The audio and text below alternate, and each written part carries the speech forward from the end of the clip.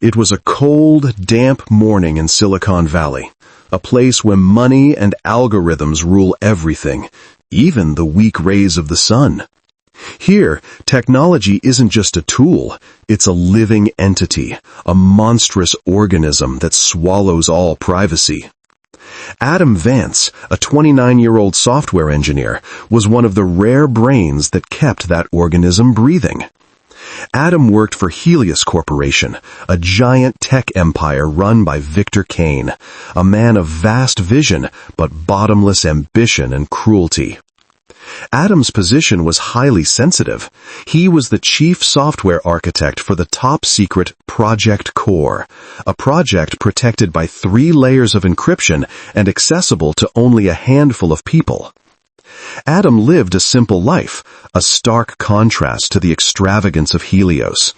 His small apartment in suburban Mountain View, with its worn wooden floors and parking lot view, was his only refuge from the complexity and moral burden he himself had created. He was a man of simple routines, a lonely mathematician in a world of salespeople. On that fateful Wednesday, Adam didn't show up for work.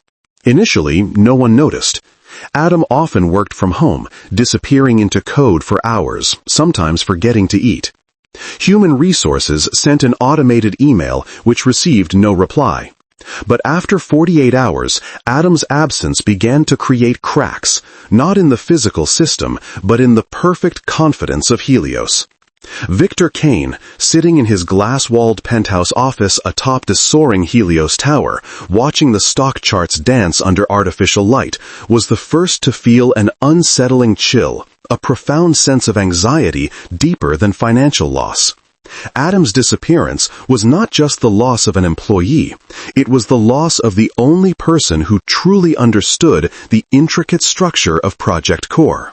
Kaine immediately called the local police, using Helios' influence to ensure the case was handled quickly and discreetly.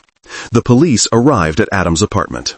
They found everything strangely neat. The door undisturbed, no signs of a struggle, no suicide note. They quickly concluded it was a typical case of burnout-related desertion by an overworked engineer. The file was closed within hours. But Sarah, Adam's younger sister, a final-year art student with a keen intuition, refused to accept it. She knew her brother too well. Adam might be absent-minded about life, but he would never abandon her, his only remaining family. She reached out to Clara Hayes. Clara Hayes was a private investigator. Formerly a top data analyst for the FBI, she had left the agency after a failed case involving corporate corruption. She had a razor-sharp intuition and a profound understanding of the digital world. Her philosophy was the guiding light for every investigation. People lie. Data never does. Clara entered Adam's apartment. The smell of ozone and synthetic cleanliness irritated her. She carried a simple but expensive set of tools, purchased with her last savings. A new generation spectrophotometer, a frequency detector, and a hardened, electromagnetically shielded laptop. The apartment had low ceilings and was shrouded in dim light. Clara focused on small details. On the oak desk, where there should have been a thin layer of dust from Adam's 2-day absence, it was completely, unnaturally clean. Not clean because Adam wiped it, Clara thought, touching the cold top, but clean because someone meticulously scrubbed it after he left. The desktop monitor was intact, but the hard drive had been carefully and professionally removed, showing no signs of prying, indicating the person who did it had deep technical knowledge. An expensive digital wristwatch, Sarah's birthday gift to him, remained on the nightstand, directly contradicting the theory that Adam fled due to financial stress or despair. Clara began her sweep. She spent nearly 2 hours checking every nook and cranny, focusing on surfaces Adam frequently touched. She scanned the area around the electrical outlet on the wall near the desk. Her spectrophotometer blinked, detecting a trace amount of strong industrial solvent, the kind used to clean laboratories, not what Adam typically used at home. Someone did a very thorough job of cleaning, Clara murmured.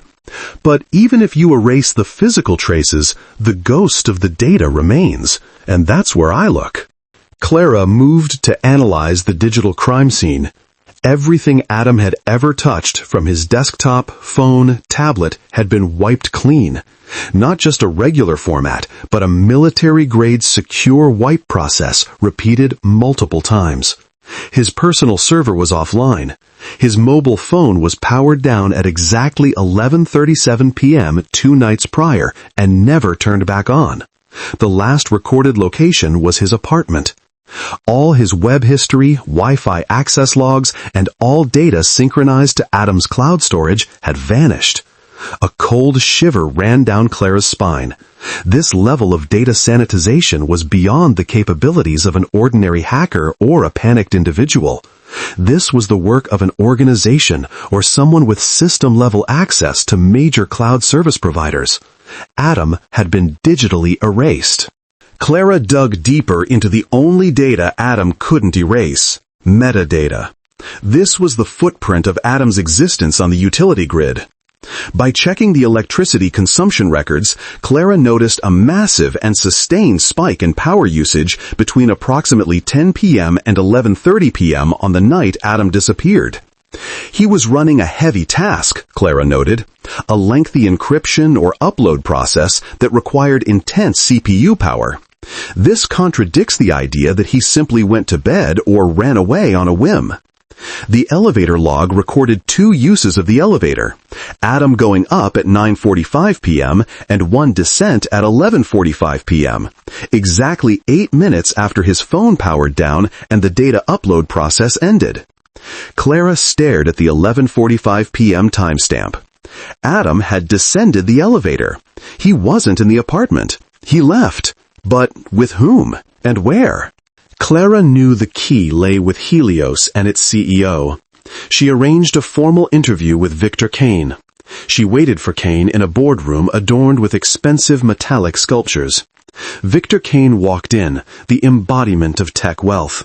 Impeccably polite, custom-tailored suit, a deep voice, but cold eyes that always seemed to look at a point just behind you. Clara questioned him about Project Core and why Kaine rushed to close the case. Kaine offered a forced, patronizing laugh. "Project Core is our most valuable asset, Miss Hayes, a revolutionary AI system. Adam was a gem, but fragile. We believe he was under extreme stress, perhaps a breakdown." "I'm not talking about psychology. I'm talking about data. According to his apartment's power records, Adam was running a very heavy task from 10 p.m. to 11:30 p.m. that night. It looks like he was uploading a massive amount of data. A person suffering a breakdown doesn't run a heavy encryption program for 90 minutes. Do you know what that data was, Mr. Kaine?" Victor Kaine was silent.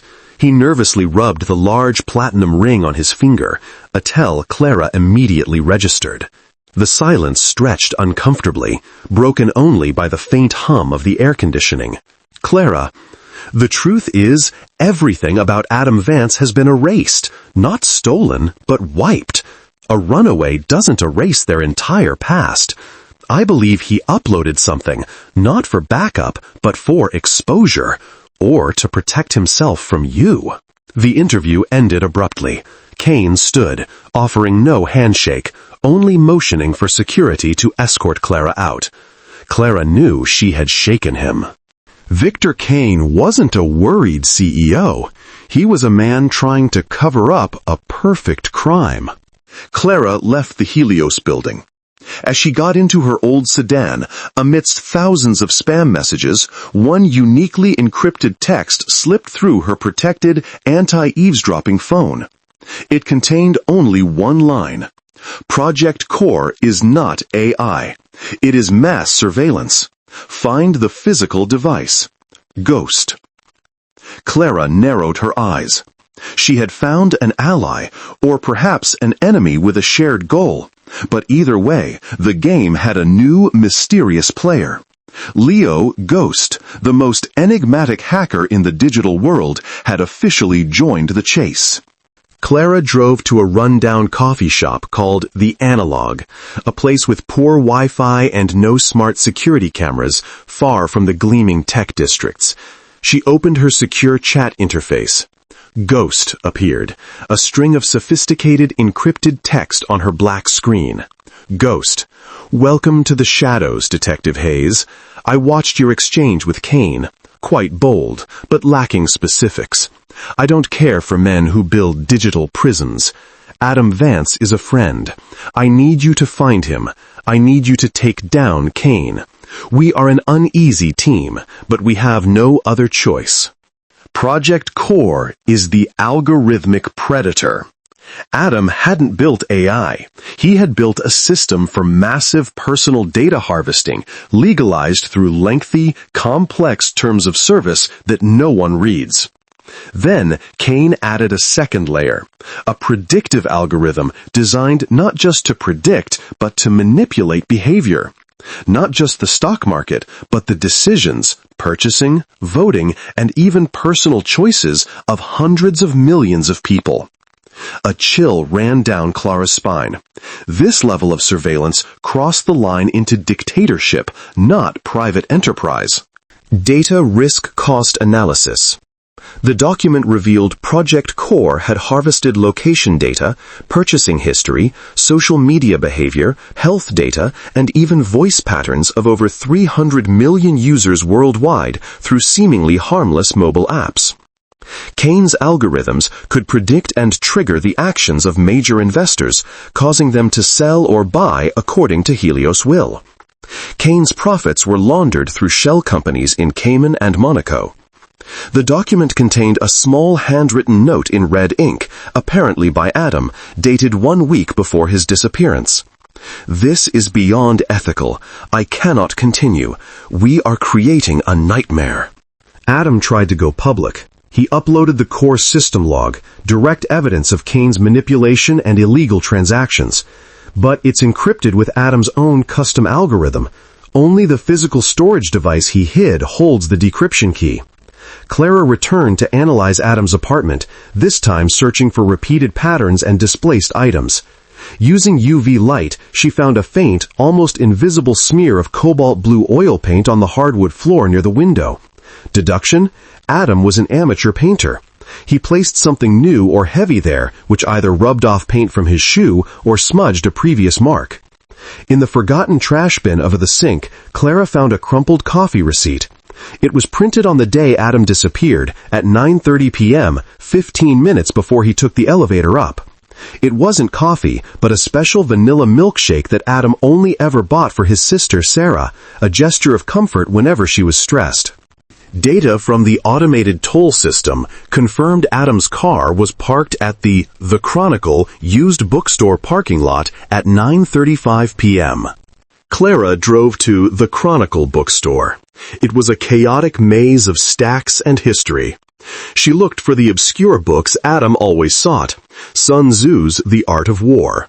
But the elderly shopkeeper, who possessed a phenomenal memory, remembered Adam buying a roll of electrical tape and a small padlock, not books. Clara realized Adam had hidden it in an object nearby that he knew would never be touched. She saw it, an old dented metal satellite model that Adam had bought years ago and placed near the checkout, clumsily retaped with the exact kind of electrical tape Adam purchased. Ghost, replying instantly. "Very good, detective. He used the familiar habit code, but you still don't have the device. Warning, Kaine knows what you're looking for. He's pulling internal security from corporate events. Be careful." The warning was tragically prescient. A black, unmarked sedan slowly cruised past, the dark shapes of men in suits visible through the tinted windows. The hunt had officially begun. The cold realization that the black sedan sweeping past the bookstore was Kaine's security confirmed everything. Victor Kaine had activated his security network. Clara Hayes was not a physical fighter, but she was a tactical genius in an urban environment.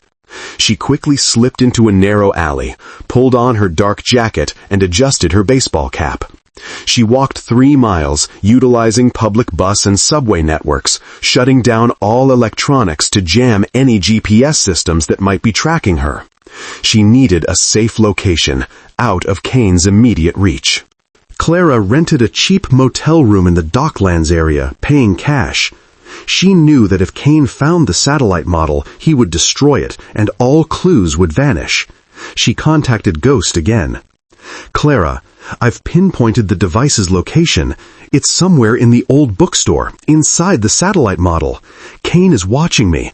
I need a massive distraction, something to pull his forces away from the city." "Ghost, I'm ready.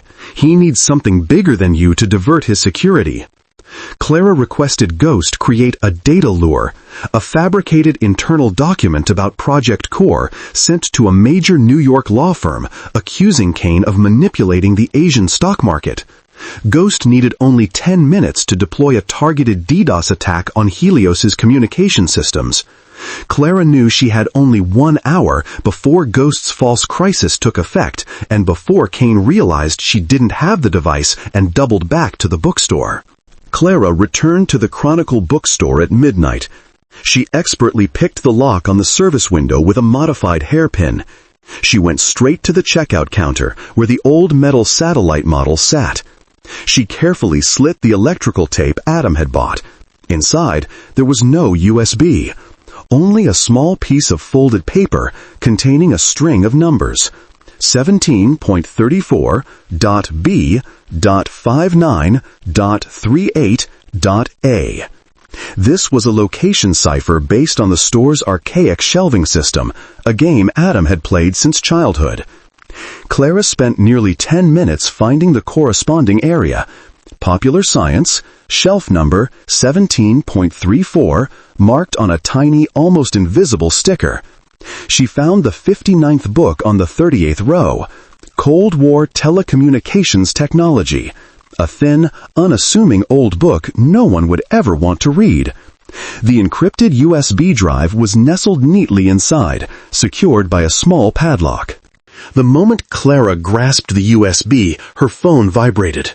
An urgent, encrypted message from Ghost. Kaine suppressed the fake leak. The time bought was only 40 minutes. They are heading back to the bookstore now. I see them on the city's public security radar. You have only 3 minutes. Tires screamed just outside the alley. 3 black sedans cornered the building. "We know you're in there, Detective Hayes. Surrender the property." An electronic, emotionless voice echoed through a megaphone from the black sedan. Clara dove under a large wooden table piled high with old books, covering herself with a dusty tarp. 3 men in black suits, without badges, only walkie-talkies and powerful flashlights, stormed the store. "Search the area near the satellite model and the checkout. We don't have much time. Kaine wants that device intact," one voice commanded. Clara held her breath. One of the men approached the table where she hid. He knelt down, quickly glancing under the table. Clara reached out, kicking hard at a tall stack of books. Crash! Hundreds of books cascaded onto the floor, creating deafening noise and a thick cloud of dust.